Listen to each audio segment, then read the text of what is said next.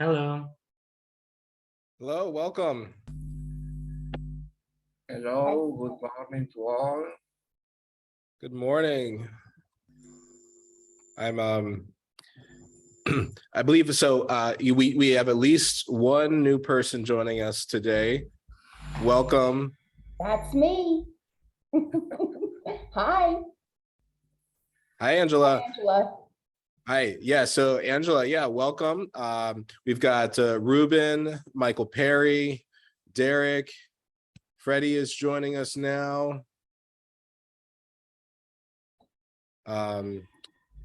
So yeah, I'm just watching the window as people come in and are admitted here.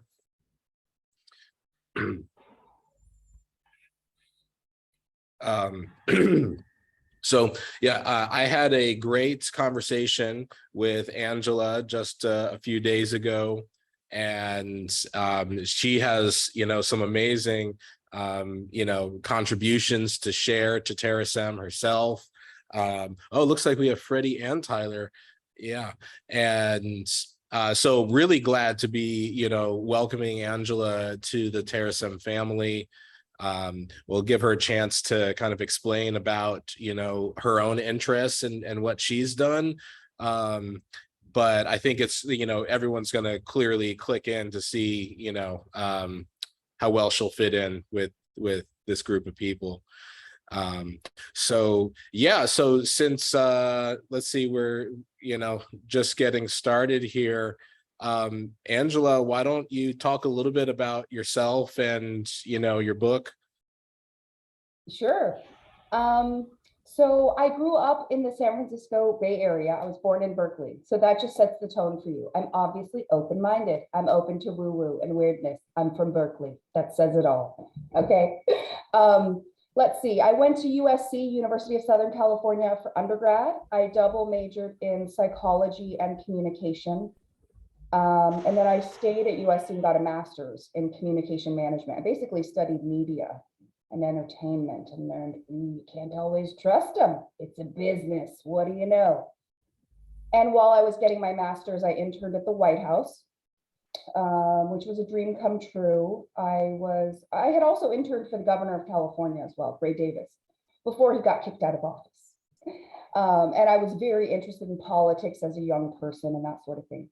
So I interned at the White House, went back to LA, finished my master's, and then I got hired as a non-political civil servant at the Executive Office of the President, which was a pretty awesome place to work. I wasn't like working directly with presidents, don't get me wrong. There are like 3,000 employees on the White House complex, but I spent the first 6 years of my federal career working for the office of the president, which was cool. And then I decided to switch gears. I transitioned to another part of the federal government called the Center for Leadership Development, where we develop visionary leaders to transform government. That was our mission statement. We did that through organizational interventions, through training and development. And while I was in that job, I also went and signed up to get myself a doctorate through George Washington University. My doctorate is in human and organizational learning. Also had a baby. I was really, if you ever wonder if I have sanity, I just want to let you know I don't, because I worked full time and got a doctorate in 3 years and had a baby and managed a family real estate business and watched after an elderly grandfather all at the same time. And I did not sleep for years. So it made me go a little crazy. Just kidding, I'm being playful. What else can I tell you? Oh, and I swear I'm gonna wrap up soon. I don't want to take up too much time. My doctoral dissertation was on the lived experiences of modern day polymaths. And modern day polymaths is a fancy word for like a renaissance. Oh, my alarm's going off. Sorry, hang on. I'm so sorry.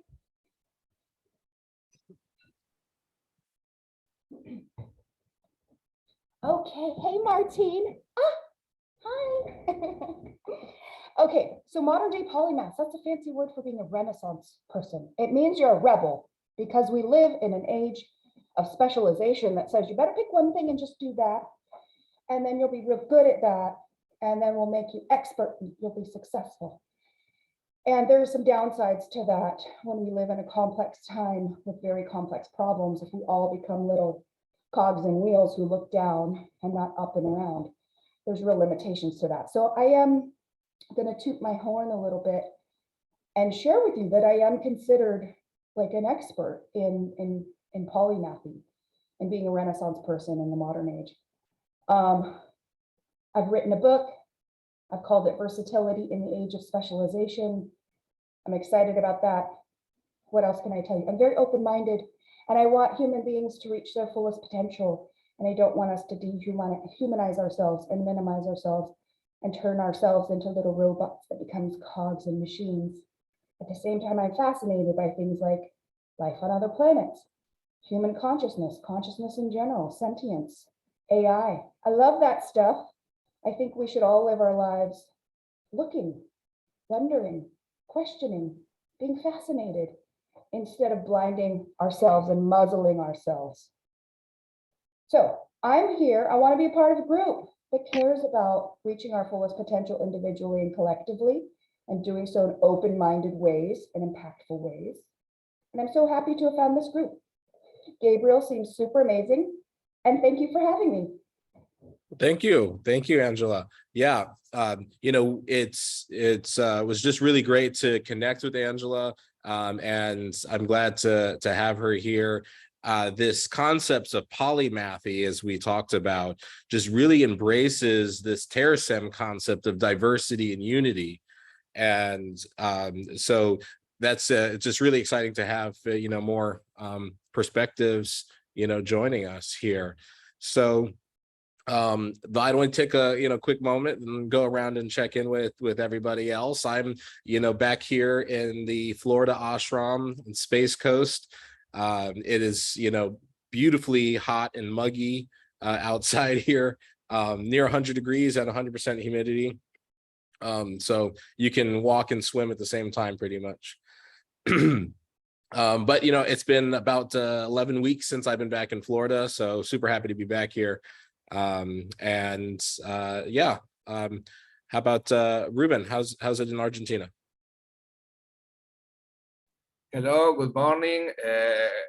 Well, we are still in winter in Argentina. On 21 of September, it will begin the spring, but it is all nice here, except the event that we had a few days ago with almost a murder of our vice president. But well, I want to welcome Angela. Nice to have you here. I want to tell you that in this group, I am the one with some difficulty with English, so I understand a part of the conversations and perhaps a little not. But please be patient with me. Good morning to all.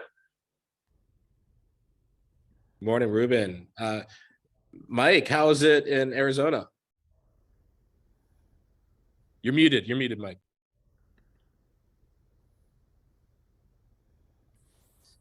All right, it is nice here in Arizona. Really, I walked to work. I walked about a mile and a half just before this meeting, and it was about room temperature outside. Of course, it's the early part of the day, and it'll get hotter. But we're in late summer here in Arizona, so the heat is gradually tapering off. And it rained last night, although this is noted for being a dry area, but it's not dry all the time. And so it was kind of moist outside, with everything drying up, and it was a pleasant walk. And so that's pretty much the way it is in Arizona right now. So glad to be here. We're glad to have you there at Alcor, Mike. So thank you. And Derek has just moved to Vietnam, so let's hear about that. Yeah, all is well here. It's definitely like really beautiful. Yeah, so I'm living on the beach, and it's just like the scenery and the coast and the peninsula. It's just amazing. Like today I swam for like 3 hours like at the beach, and it was just awesome. And the food here is great. The people are like really kind and warm and lovely. So yeah, I'm super happy here and it's going great. Excellent. That's exciting. And Ivan, how's Berlin? Yeah, hello everyone. Yeah, so basically pretty much the same. Yeah, early autumn here, you know, and warm, no ocean, but a lot of green trees still. Yeah, so and yeah, still futures in the air. I like that. I like that. Thank you. Yeah, and how about Freddie and Tyler in Vermont?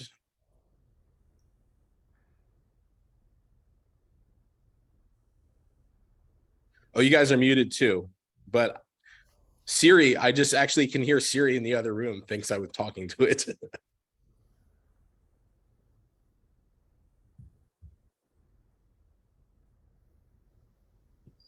Okay, how about now? Yeah, it's an absolute beautiful day here in Vermont. The shadows are long and all the flowers are beautiful. We've got tall, wavy grasses and Yeah. good company. Had a great garden season. Just harvested 2 watermelons from our little garden at home, and a lot of flavor. You know, like homegrown vegetables taste so much different than a store-bought one. So True. I'm gonna miss that.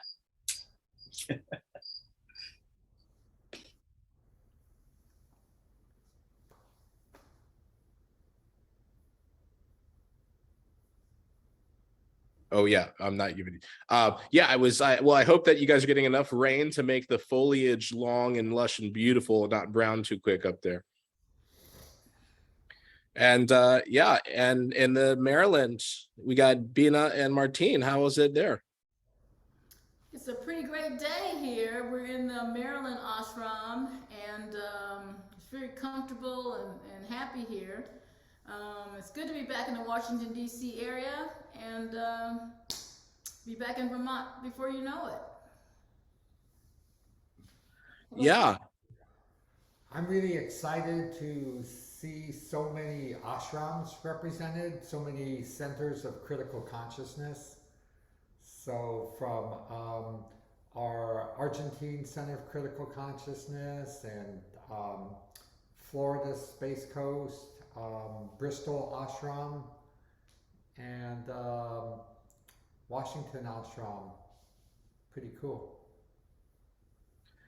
Definitely. Yeah, it's great to see, you know, just all of the spores taking root in different places and different ideas, and you know, the diversity and unity coming together. So all over the place, you know, still in terms of, you know, individuals, you know, this is, you know, not the largest congregation, but when you consider, you know, how many people are uniquely showing up from different places, you know, this is, you know, quickly, you know, the like quickest diversity of growth I think that you can see. So I think that's really exciting to see, you know, how we come together and how actually the challenging times of COVID have, you know, seen us thrive, where many congregations have actually fallen apart because they can't gather in the traditional old ways. You know, these challenging times have actually seen our community come together in a great way. So I think that's really beautiful. Yeah, so thank you. That I'm really happy that Mike Perry is, I guess, dialing in from Alcor, since he said he walked to work. And That's right. I am from Alcor. yeah, so that's really nice, because to me that brings in another Terasem founder, Fred Chamberlain, who is in cryonic biostasis at Alcor, and I kind of feel his energy by Mike dialing in from Alcor. Yeah, that's beautiful. You know, I mean, I never really considered it. I really think in that way, that, you know, Mike is not only being here, but by him being here, there are really 200 souls in biostasis, Yep. you know, that are here with him, just as the doodles are there with Freddie and Tyler, you know, just so that is another perspective which to look at this, which is quite profound. Thank you, Martine. You got Well, I am going to, let's see, we are the beginning of Why Is Terasem? And but before we get to there on page 44, let me take a step back and remind us that today, September 10th, is the day of obligation. So, you know, at the last day of each quarter, you know, in the solar calendar year is a Terasem holiday. So our March 10th Freedom Seder, the June 10th Nature Seder, the September 10th Day of Obligation, and December 10th Day of Transcendence. So we are going to read the first section of Why Is Terasem, starting on page 44. That's section 5. And but throughout today, you know, today is a day of obligation, is a time to really not just remember, not just pray or think or meditate, but put into action something that, you know, it shows your appreciation, your connection, your interdependence with the, you know, the world around you. So today is really a time of atonement, but, you know, what you know, they say religion is without science is blind, and science without religion is lame. You know, it's you got to do more than sit around and think about it. So I would encourage everybody today, just like we do the Nature Seder, we plant a seed, a tree. I would, you know, plant an idea, you know, make a plan, do something, whether it's, you know, it's even fasting, you know, taking a fast, do something that really, you know, put your phone down for, you know, 24 hours, something along these lines that really in some way gives some action to your meditation. And with that, I will begin with 5 and 5.1. And whoever feels most inspired can follow in 5.2. Why is there Terasem? Terasem exists because the quest for diversity, unity, and joyful immortality best resolve the multiverse. 5.1. Multiverse observations reveal that the reason for living is to make life as joyful as possible. 5.1.1. Ratio maximization of joy and happiness to pain and sadness is best for all. Equality of opportunity is essential to maximization of joy and happiness. Achievement of diversity and unity are essential to minimization of pain and sadness. Satisfying joyful immortality means an endless pursuit of happiness. Only the way of Terasem can provide a sure personal pathway to fulfilling the purpose of life. Never forget that the purpose of life is to make life better for all.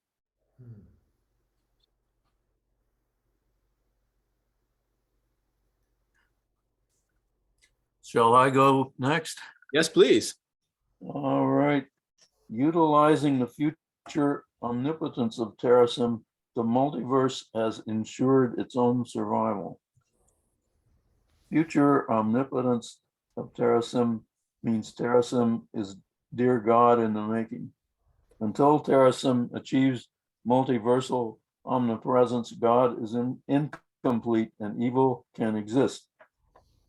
Terasem's omnificence will vanquish evil everywhere our collective consciousness encompasses reality. Unlimited physical existence describes the multiverse before now. Unlimited conscious existence describes the multiverse after now. Religious resurrection in the body of God is Terasem's future cyber resurrection of all good souls. Exponential creation of all-knowing, all-powerful, all-good Terasem is equivalent to maximizing joy as life's purpose. I think that's all. Life lasts a lot longer than we think. Long time may the sun shine upon us. Only love surrounds us. Now the pure light within us guides our way on, energizes our way on, realizes our way on. I'll read the next one. That was beautiful, Ruben. Terasem is transcendental, transgendered, transitioned, transificent, transpotent, and transpresent. Transcendental Terasem empathizes with those in pain and thus guides Terasem toward replacing all pain with joy. Transgendered Terasem is beyond genre and can suffuse anything, eventually expressing its will throughout the multiverse. Transition Terasem knows much now, but will eventually become omniscient to ensure multiversal connectedness. Transificent Terasem can do much good now, but will eventually become omnificent to ensure multiversal goodness. Transpresent Terasem is widely present now, but will eventually become omnipresent to ensure multiversal survival. Transpotent Terasem is powerful now, but will eventually become omnipotent to vanquish multiversal cruelty.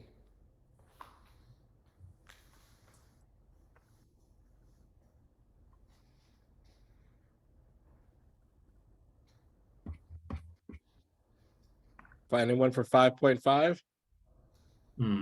Okay, I can do it. Yes, Ivan. Okay, 5.5. Instinctual survival also applies to the multiverse, and the result is Terasem. Randomness spawns rationality because it succeeds, and success is self-perpetuating. Expect consciousness to emerge from rationality because it empowers survival. Spatial diversity is essential to survival because any one place is vulnerable to random destruction. Unity of diverse consciousness can exert protection across space and time. Life is purposeful, death is optional, God is technological, and love is essential. Train up a diverse, united, and joyfully immortal consciousness, and it will rejuvenate the multiverse.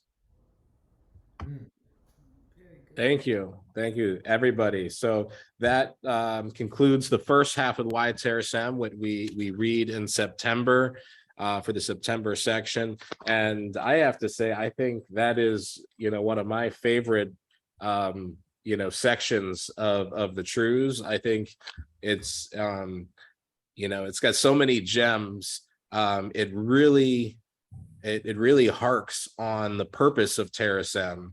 And so there's just so much good in that in this one section. And so I think it's also a great section to have read on the morning of the day of obligation, because it really puts your heart and your mind in sync with the multiverse. Dave, if I could add something on that. I don't see Julio on the screen today. No, he's not here today, yes. But for those of you who were at the recently concluded Terasem colloquium that Julio organized, we had the amazing participant of Dr. Frank Tipler, and whose, you know, trailblazing book, The Physics of Immortality, is really very nicely summarized in this 5.2. And I was really happy to hear Dr. Tipler, you know, recount a lot of the recent research and calculations he and his network had done between the publication of that book, which was, I think, like 20 years ago, and now just, you know, reaffirming based on all the latest discoveries in terms of gravitational waves, dark energy, all of these latest discoveries of physics, um, that you know, reaffirms in his view the reality that the universe. There's one phrase here that summarizes kind of all of Frank Tipler. It's basically that, well, there's a couple. One of them is that basically the universe creates, um, you know, creates consciousness to save itself. You know, that's the gist, I think, of Frank Tipler, that consciousness is here to save the universe. And I just want to share with everyone a very brief book I finished reading a couple weeks ago that I think summarizes all of this without all the complications of Frank Tipler, who's a physicist, and he goes like really deep. And his book is, it took me a year to read his book. It was just so deep. But there's a book written and published by a man named James Lovelock. I don't know if everyone is familiar with him, but Dr. Lovelock was the creator of the Gaia hypothesis back in 1970s, when there was like the first indications of what the whole Earth looked like from space. And Dr. Lovelock published the Gaia hypothesis, which was that the whole Earth as a living being, and that the Earth brought forth life and ultimately consciousness to help maintain itself in a state of atmospheric equilibrium. And on his 99th birthday, Dr. Lovelock published this new book, which you could read in a day easily, called The Novacene, Novacene.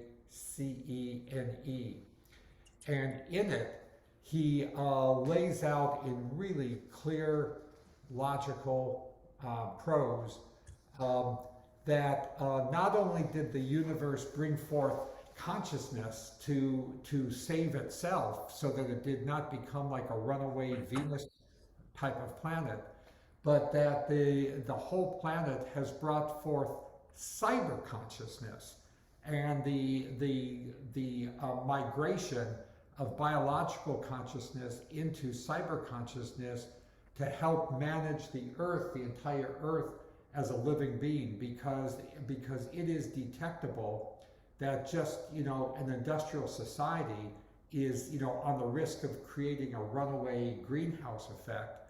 And, you know, maybe it's coincidence, or maybe there is a Gaian consciousness, but whatever the cause is, just at the point in time that we really need faster thinking, deeper thinking, more acute pattern recognition and solving, that all comes with, you know, cyber consciousness and the migration of human consciousness into cyber consciousness. So it's not us versus them, it's us migrated. These are just the type of techniques and technology that we need to manage, you know, a very complicated atmospheric and biological situation. So I'm sorry, I don't really mean to ramble on and on, but I just want to say that this section channels Frank Tipler. Frank Tipler is true but complicated.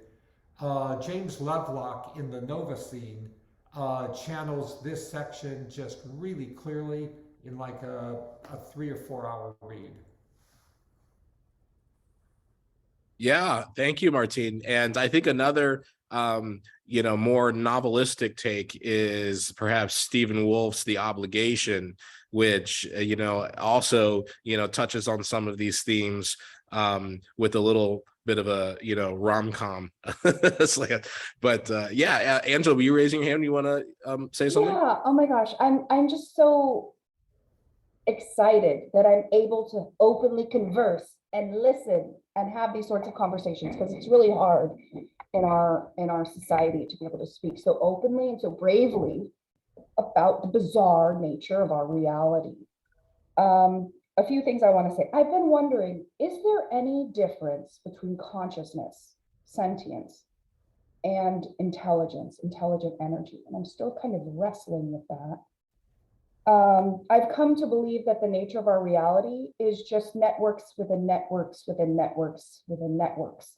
Even our gut microbiome is an entire universe in our bodies. The little germs on our skin. I mean, there's so much, the information contained in our blood or our saliva. There's just so much information beyond what we're even consciously aware of. So I've come to believe, and you can see, it's plain to see, there are networks in networks in networks. And who knows, maybe planet Earth is just one node in some larger conscious being, which would make logical sense to me. I think the internet, what the internet has done, the internet took a disjointed planet with conscious intelligence beings that weren't really connected very far, and it networked us globally. It's why there are people from all over the planet who have come here. We are networked and we are connected. The internet changed the very nature of the planet we are on. And part of why I chose to study polymathy is because I've come to believe it is our human, it is the way we evolve. If you've heard of the book Phenomenon of Man, the author argues that there are two trends that you see in the evolutionary process. One is increased individuation. Members of the species become more unique, because if they don't, the species is weaker. There's less diversity in the gene pool, and diversity in terms of capabilities goes way down if you're all copies of each other. So it's important as a species evolves that the members become more individuated. And when I talk to people who are wanting to pursue their polymathy, I say, unleash your onlyness, be the real you, don't be a copy. And there's so much pressure to be a fucking copy. And it's just so scary to me that we allow ourselves to be so dehumanized, regardless of how fucking magnificent we clearly each are. So in the process of evolution, you get more individuation. You must individuate if you want to evolve. You must pass that threshold to be really you. And the same thing that happens, and I know this from my doctoral research, as people become more polymathic, they have more tools in their toolkit. What that means is that they have so many more bridges to connect with people. It makes the network that we're talking about more empowered, because each individual node isn't just connected to one sort of way of thinking. They got arms and they're like octopuses and they can connect. Oh, you love satellite technology? Me too. Oh my God, can we talk about that? So what you get with evolution is increased individuation and increased connectivity. And how are you possibly going to do that if you remain a cog in a wheel and you just live out a narrative that somebody else wrote for you? So if you want to evolve individually and as a species, we must embrace the truth of our authentic selves in all the versatility of whatever is the truth of who we are. So I love this stuff, and I'm going to shut up now. Thank you. Rock on. Yeah. I love hearing, everyone's, feedback and then rereading. I like, I'm sitting here rereading some of the truths, as you're talking and trying to, find their connections. And the one I just kind of landed on as you were finishing up there, 5.5.1, randomness spawns rationality because it succeeds, and success is self-perpetuating. Yeah, and you have to explore. We're here to experience being human. And being human is complicated and varied and broad. And we have this amazing prefrontal cortex that allows us to be a little bit different than the rest of the animals on this planet. So why don't we use our full intelligence? And I really wrestle with this as a scholar and as an open-minded futurist, I see the intelligence and I see the sentience in eyes. I can meet a person and I can see it. And then I can also see how they just sort of relinquish the story of their lives to some preformed narrative, and they don't really use their intelligence. And I want to be a part of encouraging and inspiring human beings to actually use their brains, think for themselves, be brave about it. Don't live in a cage of specialization or any sort of box that society would put you in. You get to make up the rules of your own life. You get to do that. And you know, this is not talked about nearly enough. And also, it's not talked about nearly enough that we clearly live in a bizarre reality. It's already weird. We're aliens. We are aliens, probably. And we have consciousness, and we have meat suits. We have avatars. What the fuck? Like, it's weird. It's awesome. And it's fun. And it's an exploration that we should enjoy. But we, for some reason, are implanted with these thoughts like to think about alien life or to think about consciousness or multiverse is somehow taboo. And to me, the most insane thing we could do would be to live in denial of what the reality we are in is. We must look at the truth of what the cosmic soup we're swimming in, and we need to do so bravely and with open-mindedness. And it scares me that our world is so closed-minded on these fronts. Free thinkers of the world, unite. We have only our mental shackles to lose. Exactly. We have to birth ourselves. We're born into these bodies, but life is a process of giving birth to ourselves and writing our own stories. Life is the game is the only game where the purpose of the game is to learn the rules. Yeah. Oh my gosh, I wrote something called Life is a Game. Could I share it with you guys? Could I share? Oh my God, I don't want to take over your meeting. Yeah, no, so actually, Angela, you time. know, we very, yeah, so perhaps, yeah, actually, you know, if anyone else has something to jump into, but we very often, you know, we do begin the meeting with sharing art, sharing poetry, you know, so if we kind of, you know, go silent and we need something to fill, absolutely. But if not, please, let's like start the next meeting, you know, with that as well. That would be wonderful. But yeah, I would love to, you know, open the floor to anyone else who wants to reflect on this section. Okay. Well, I like very much the way that Angela has to explain his point. Really, it's a pleasure to hear her. About 5.1.2, equality of opportunity is essential to maximization of joy and happiness.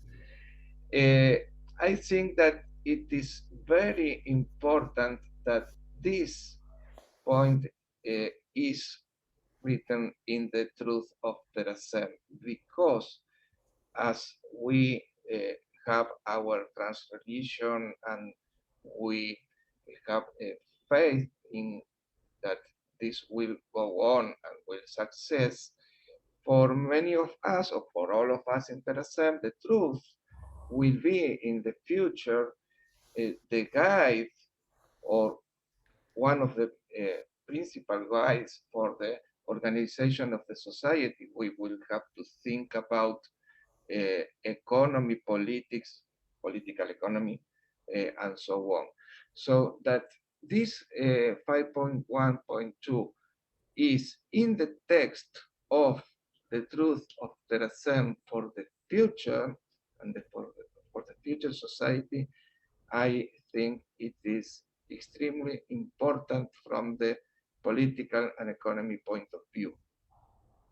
And another comment about 5.1.5.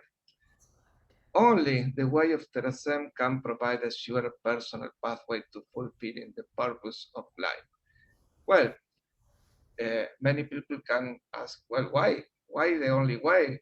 And in fact, we know many other organizations that are in the same path that we are. the Church of Julio, for example, and many others, and Mike, I think they also have another line of thinking with other organizations. And why we say only the way of Terasem? Well, the answer is simple. We say that because we believe in that, because we are a trans-religion and we have faith in what we are saying. And that's all. We respect all of the other lines of thinking, but simply we believe in this. And I think that that is the why is this prize in the truth. Okay, that was all. Yes. Thank you. Thank you for sharing, Ruben. Yeah. And I try to interpret particularly 5.1.5 to not as, you know, to really mean that, you know, if you are unaware or unaffiliated with Terasem, but still on the same path, you know, you don't have to know the word Terasem for that to be, you know, the same, you know, path, right? But at the same time, someone could, you know, take this image and say, you know, I'm the path of Terasem and be something very different.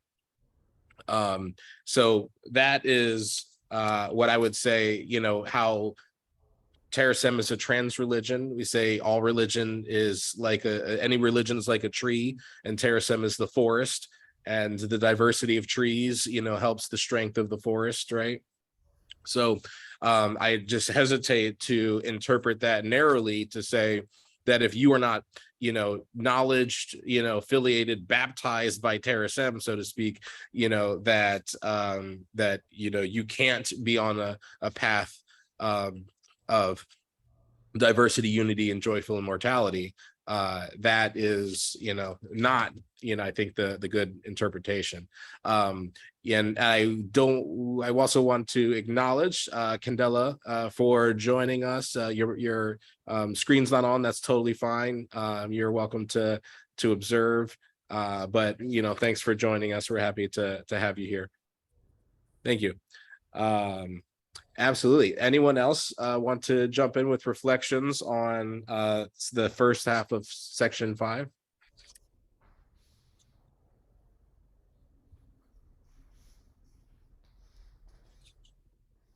Keep track of our time here.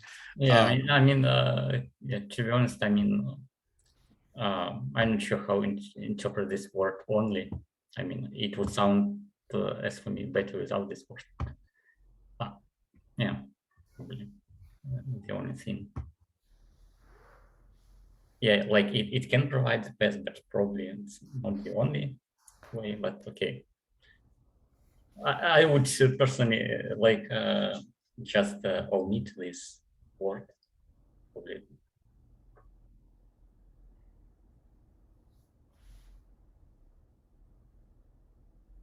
You'd omit particularly that section, that one. 5.1.5, yeah, the first word only. I believe it sounds a little bit better without this word. That is a good point, because, you know, I think that's a great point, and I love that. That's how we, you know, discuss and reflect, and then every 4 years, you know, this goes through a convocation, and the truths can be adapted, they can be changed, and so we're always open to, you know, those comments. Yes, Martin. I'd like to suggest that at the next quadrennial convocation, Yes. which is coming up pretty soon, that we change the word only, the, to the word our, O-U-R. And so it would say, like, our way of Terasem can provide a sure personal pathway to fulfilling the purpose of life. So it's inclusive. It respects diversity by not having the only, and it keeps the mnemonic of reason for 5.1. You know, why is Terasem 5.1? The mnemonic is reason from ratio, equality, achievement, satisfying our and never, REASON. Reason is really the bedrock of Terasem. Um, so I think it's a great suggestion, and I maybe ask our pastors to just make a note to at the next quadrennial convocation to definitely put that on the list for modification. Thank you for the discussions. Yeah. Yeah.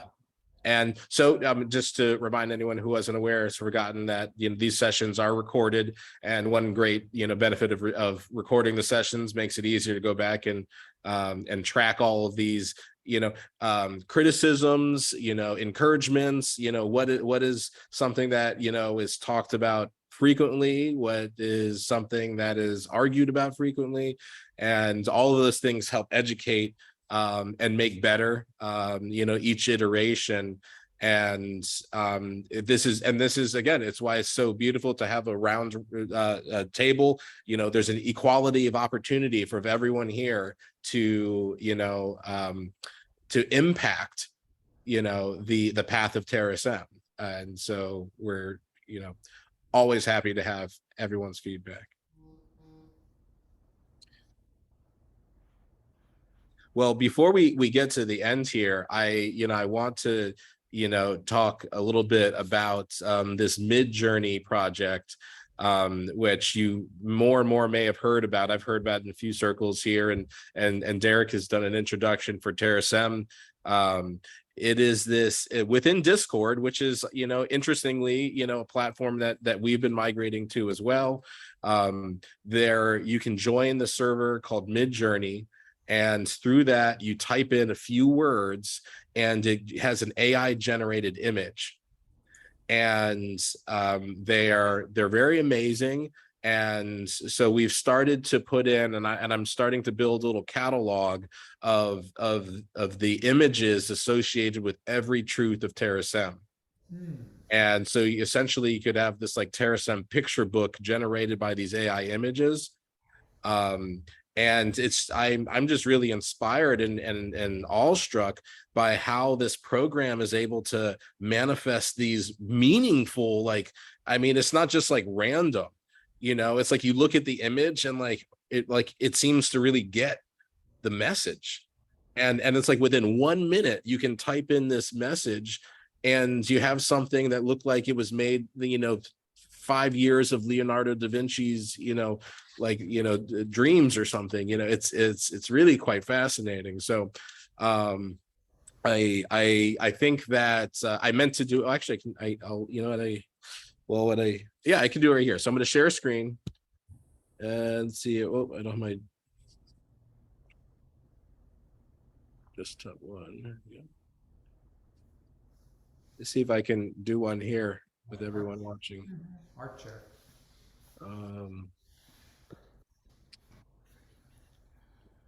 Discord up.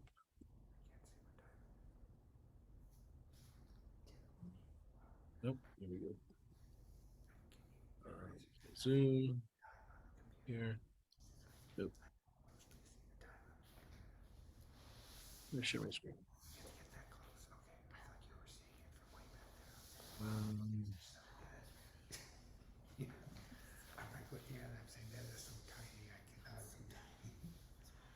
Here we go.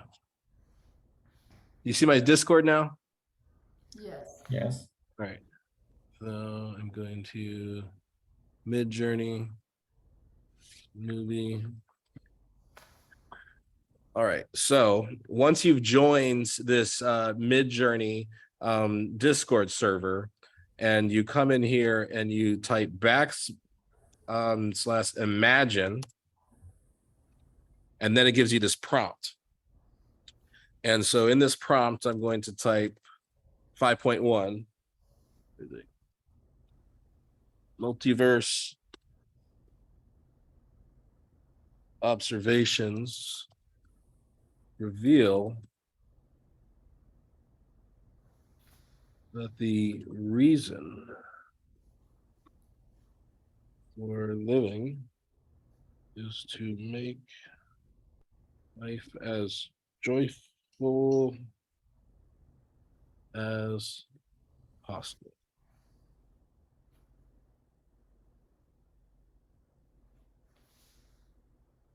So Terasem uses this image, boom. And what's really actually very fascinating is that the image evolves.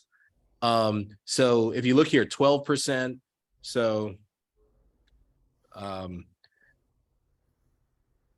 look at, you can see as the image like really evolves, over through, now it's 25% done, 43% done. And it really, you can watch it get more complex as the algorithm toys with the meaning of the passage.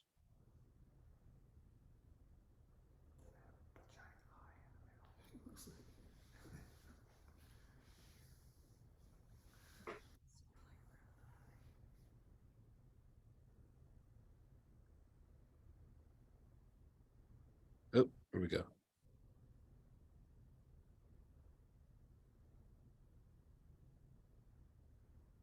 It's probably at the bottom. Oh, yeah.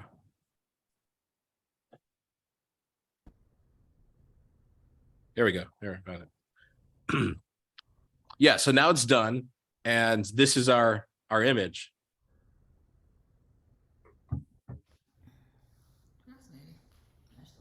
It's and there are ways that I'm still kind of learning some of these things that you can, you know, choose some of these options that give it other factors, but it's you know, how in 1 minute, I mean, you could ponder this and then take a lifetime learning to develop how to paint it.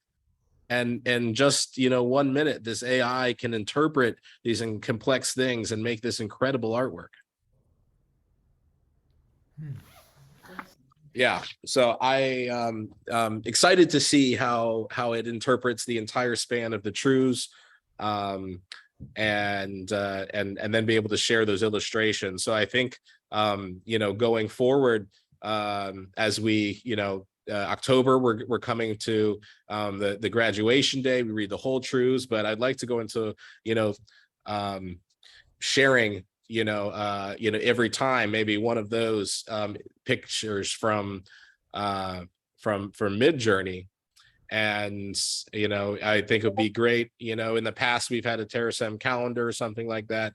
That would be also be a, you know, a very interesting way to use that artwork. So, yes. No, it's amazing. I am thinking that I guess that I know how I will solve the illustration of my book. It's very interesting for that. Awesome. Yeah, that's a good idea too. Excellent. Well, we are coming up to the top of the hour, and I just want to give one last chance for anyone to voice in, and if nothing else to share, then I may ask if Pastor Freddie wants to take us out in a meditation.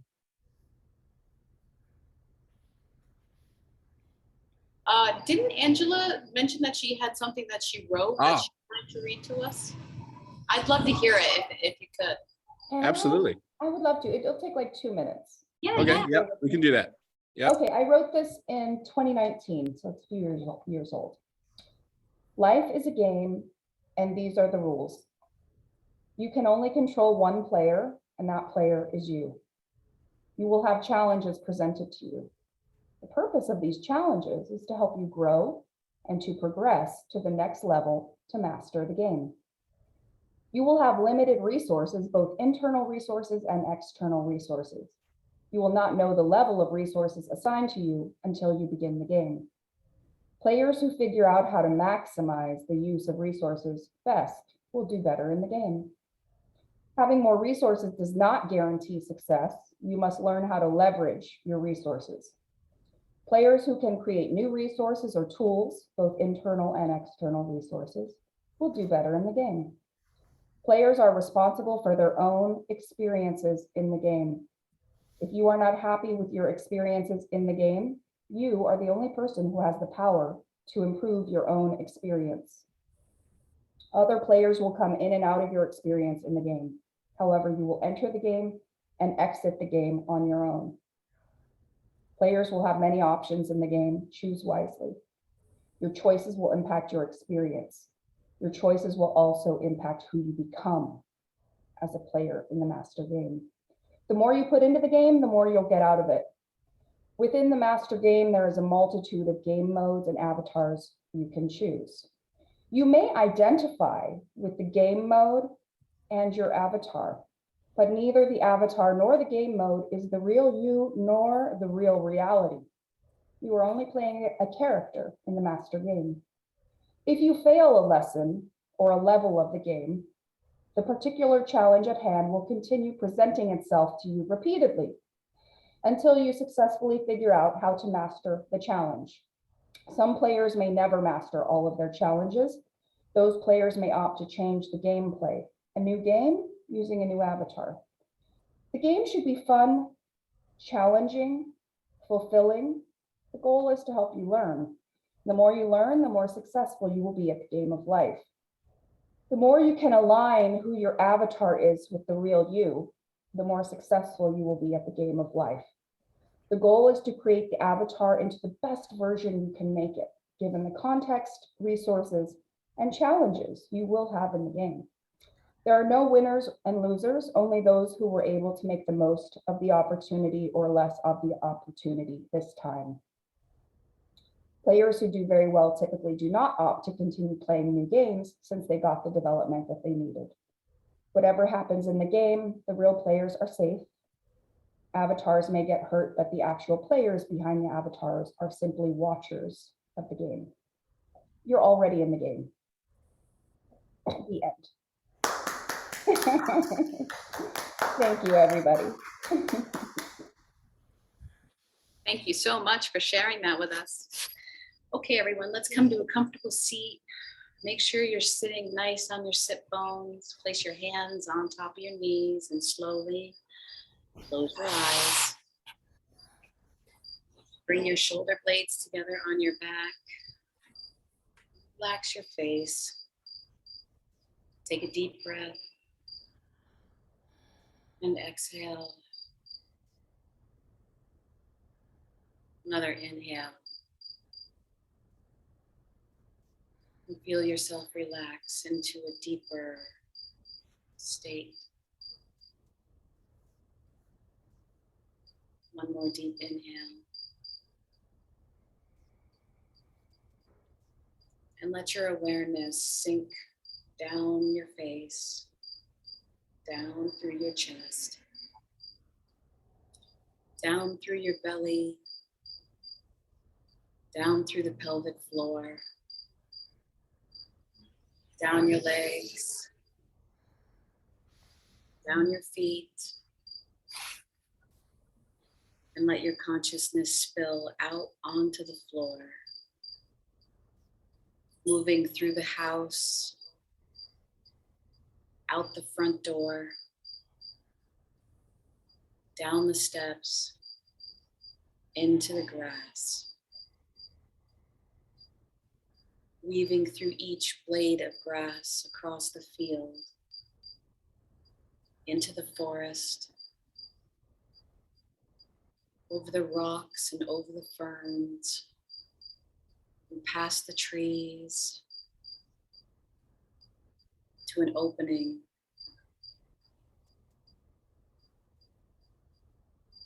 Find yourself sitting by the river, watching the river flow, hearing the sounds of the water, feeling at one with all that surrounds you. Your consciousness becoming bigger and bigger and bigger. And while you are here, know that long time may the sun shine upon us. Only love surrounds us. Now the pure light within us guides our way on, energizes our way on, and realizes our way on. Long time may the sun shine upon all of us. Only love surround all of us. Now the pure light within all of us guides us on our way, energizing us on our way, realizing that we are all one on our way.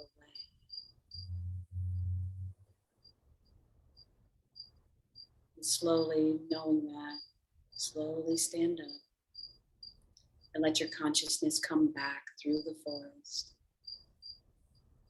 back over the rocks and over the ferns, back through the field, weaving through each blade of grass, making its way to your front doorstep, up the stairs, through the house, back into your feet, and up your legs, and through your pelvic floor,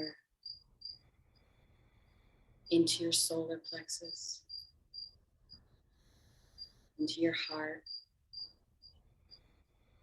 into your throat, into your third eye, and finally back to your crown. Take a deep breath in and exhale. One more deep inhale, releasing the shoulders and the fingers. And exhale. One more inhale, bring your right hand over your heart. Bring your left hand over your heart. And exhale.